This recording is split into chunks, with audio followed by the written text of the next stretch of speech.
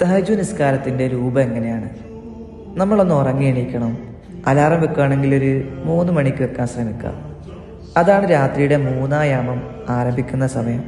ആ സമയത്താണ് നമ്മുടെ റബ്ബ് 1-ാം ആകാശത്തേക്ക് ഇറങ്ങി വരുന്നത്. അങ്ങനെ എണീറ്റിട്ട് വുളു എടുത്ത് ഈ 2 റക്അത്ത് നിസ്കരിച്ചു തുടങ്ങുക. ഖിയാമുൽ ലൈൽ എന്ന നിയ്യത്തിലോ തഹജ്ജുദ് എന്ന നിയ്യത്തിലോ ഒക്കെ നമുക്ക് നിസ്കരിക്കാം. രണ്ടും ഒന്ന് തന്നെയാണ്, പേരിൽ മാത്രമേ വ്യത്യാസമുള്ളൂ. നിയ്യത്ത് വായ കൊണ്ട് ചൊല്ലി പറയേണ്ടതില്ല, മനസ്സിൽ കരുതിയാൽ മതി. ഈ 2 റക്അത്ത് വെച്ച് നമ്മൾ നിസ്കരിക്കുക. ഒറ്റയായിട്ട് അവസാനിപ്പിക്കണം. ഒറ്റയായിട്ട് അവസാനിപ്പിക്കുന്നതിനാണ് വിത്തർ എന്ന് പറയുന്നത്. 4 റക്അത്ത് നിസ്കരിച്ചിട്ട് 3 റക്അത്ത് വിത്തറാക്കാം. അങ്ങനെ 7 ആയിട്ട് നമുക്ക് എന്ത് ചെയ്യാം? അവസാനിപ്പിക്കാം. ഒറ്റയിലായിരിക്കണം അവസാനിപ്പിക്കേണ്ടത്. സുജൂദിൽ ഒരുപാട് നേരം സ്പെൻഡ് ചെയ്യുക. ഹൃദയത്തിലെ ഭാരങ്ങളൊക്കെ ആ സുജൂദിൽ ഇറക്കി വെക്കുക.